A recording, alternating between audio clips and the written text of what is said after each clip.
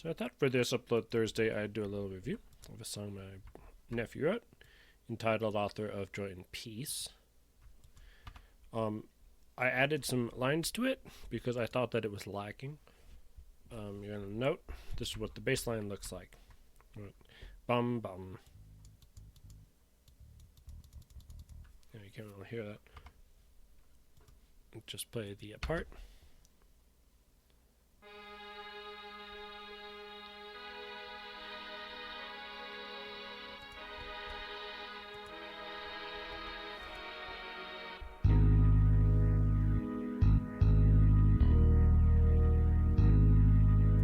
And that's pretty much it.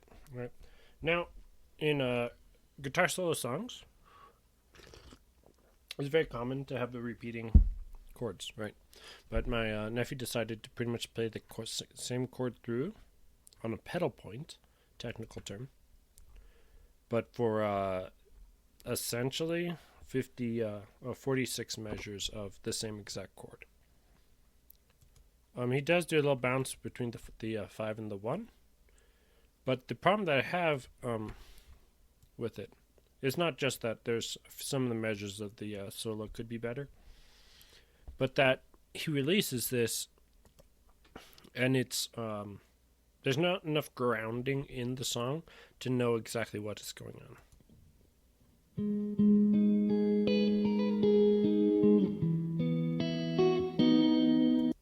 That's fine. That's actually very good considering who's doing the music.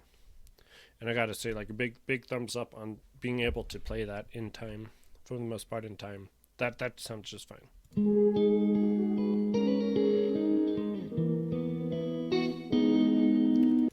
Big problem right here. This is where the problem starts. Like, the second time through, we already had the problem. And the problem is we have too many voices singing in the same octave. It's a problem that you don't really understand until you have to add more and more sounds, that you have to actually have everyone playing in different octaves. If you have bell sounds, for example, oftentimes what you'll do is you'll make them play in like the C6 range, and then you put on your settings. Like, I'll have the Maximus on. I'll just do it real quick. Let's put the Maximus on. And I'll go over to bands, and I'll put the bands like right here. So it's about 5k hertz. And then I'll just turn that off. So on the bands, all you get is the mid. The mid is playing, and that. All right, you just mute it, right? So this whole section here doesn't play. It's a little technique I use a lot because it actually makes it a little easier to hear the music. And what we already have here.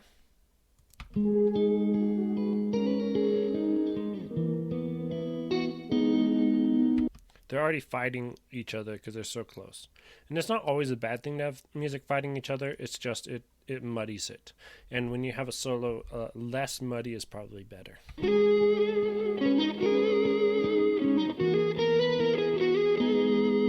That's fine. That's actually really good considering who wrote it, considering it's Daniel. It's just that, it's like big thumbs up.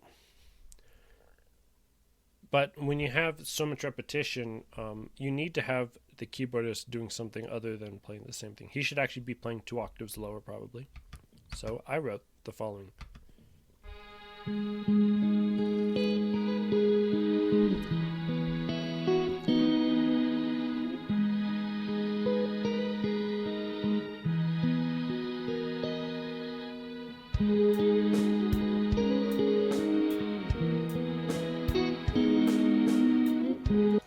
And it's not particularly good, right? It's very slow, repetitious drum beat, very obvious chords in the bottom, but it fills out the sound more. So my introduction is going to be a little better than Daniel's because Daniel's has less sounds in it, and when the bass comes in, it's going to feel a lot more grounded. So let's go further.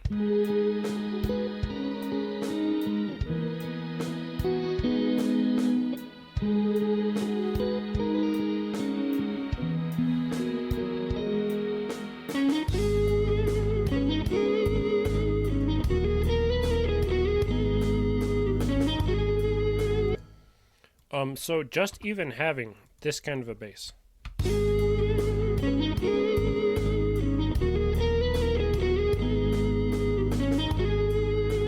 And you could even like make this smaller.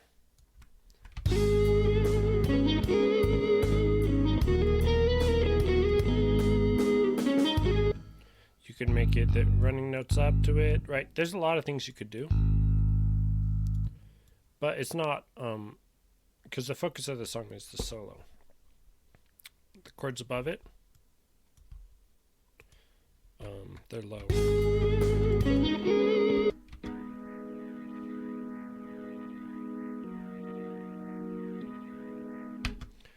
You could put that on strings. You could put that on just a pad aw sound. Again, it's not important. It's just meant to fill in the lower sections.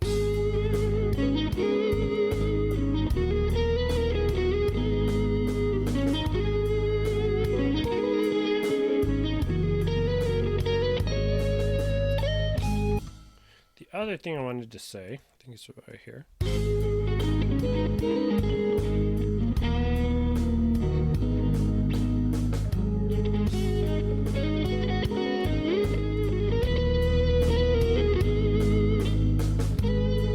This part right here. Sometimes when you write a solo, it starts off and then just it wanders off, right? It meanders off. But you hit a point about measure 30.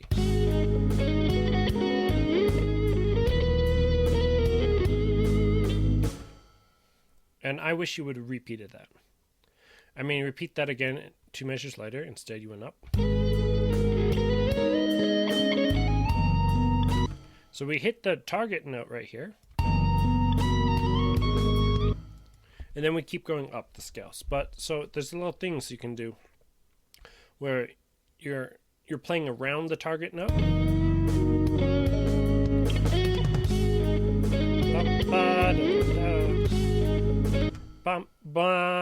The second note, not the first one, is the one we're aiming for. So we're playing into that note.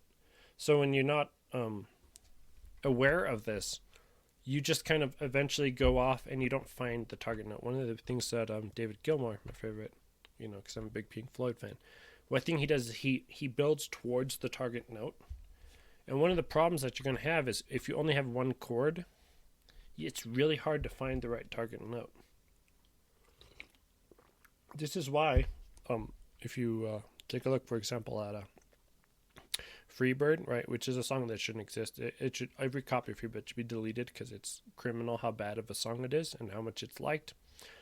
But if you listen to the solo in that, he hits the target note, and then they play it through again, and he hits the same exact target note, and they play the whole thing through, and then it hits the same target note again, right? But when it Daniels, it's like, I hit the target note, okay, I just got to go to the next note. Sometimes, and it's more case dependent as to when this is, you have to find that sound, that refrain that you like, and play it through. You got to beat it a few times.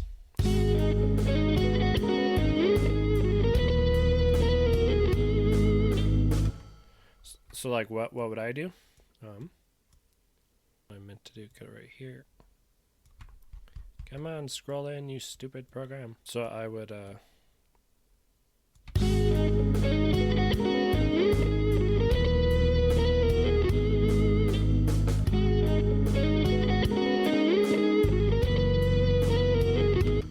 and then something like this, where you play through the so like you went na na na. That's the outline you're making.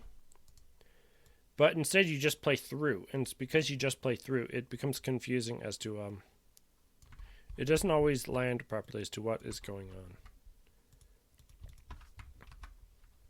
Oh, you can't merge it. No. Well, I'm not saving it anyway. And then your ending was awful. It was a complete splat.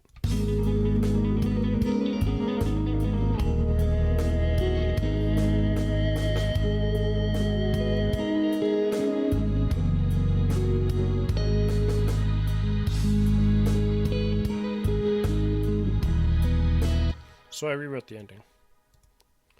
Right? You're going to wonder, because that's not the one I wrote, Michael. Uncle Michael.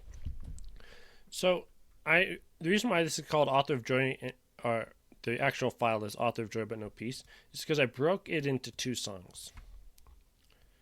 You have a natural crescendo into a solo. It takes you, 8 measures to get there. Well, more like 12. And then you hit your solo, and then you got to come down. And then what you did was you changed keys, and then you went right back into a new solo, which sounded nothing like the first one. And it wasn't a bad one either. It's the tempo felt differently to me, so I didn't want to and it was a little bit difficult to write music around it. So it's easier just to focus on one thing. So let's see how I ended it. What I'm going to do is I'm going to add in the Mellotron again. The on Skywatcher's preset. The Redtron. You can download it for free, by the way. You can also monkey with the knobs if you want to. I don't usually monkey with the knobs that much.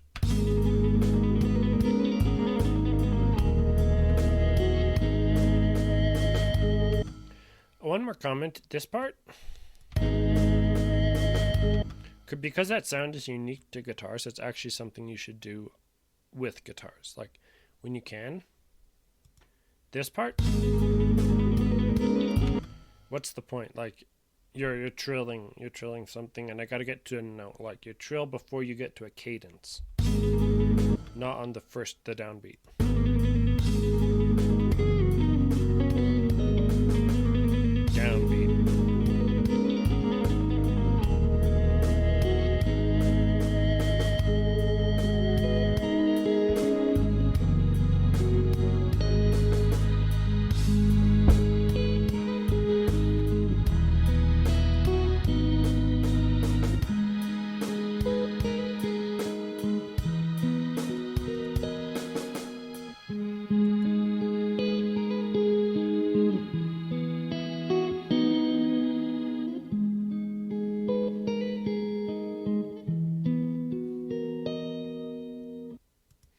And there you go. And that's a song, and it's almost 3 minutes long.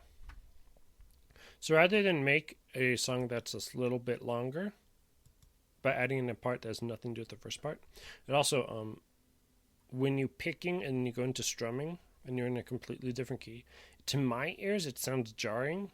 Your solo in the Joy and Peace, the peace part of the Joy and Peace, is not bad at all.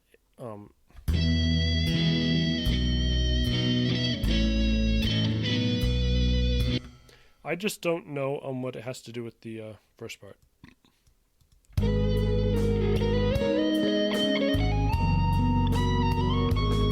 So, to summary, when you don't know how to write good bass lines, you don't have to write good bass lines. In fact, don't always write good bass lines. It's not always good for a song to have good bass lines. Write simple bass lines and make them interesting by doing things like this, right? Where you don't just play it all the way through. You can even do the same thing here. You could cut this down to quarter, cut this to a quarter, have it play over here, have it play over here, make a quick running note up to it.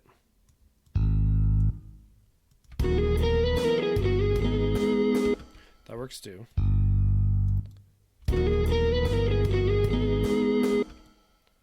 Right? It's not the one thing I'm trying to say, Dana, is that you show a lot of improvement in your music, but like there's a lot of basic things that you leave out, and why you leave it out is beyond me. So you got to have your sounds have to layer on top of each other. You've like your bass down here, and it plays below middle C. The thing that plays above middle C is the most important thing. It's usually a guitar that's picked, which is why I don't put picking guitars in my music, because I like a pad sound there. Then above that is the vocal, is your main melody, and above that is your descant. And now in a guitar solo, you can have both the descant and the normal melody in the guitar solo. So you don't need that. But in what you wrote,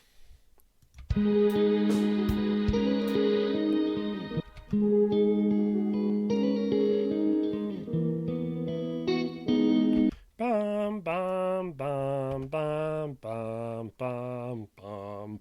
Why isn't that in a lower key?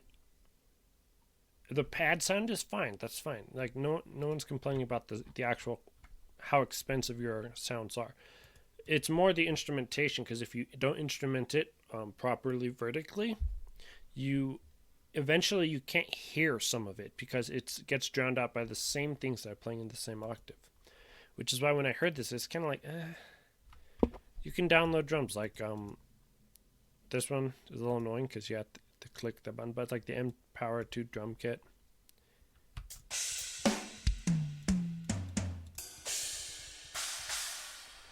It's not the greatest thing in the world, right? But it's, you can get it, and you just got to put this copy paste, copy paste, copy paste, copy paste, and then don't make it loud. Right? Whenever you copy paste stuff, always put it lower in the mix, and then you would have a perfectly fine song. You would have 2 songs. You'd have 5 minutes of music instead of 3 minutes of music. If you just spent a little bit more time repeating yourself and then editing out the bad parts, and then adding the fill in. So my ending.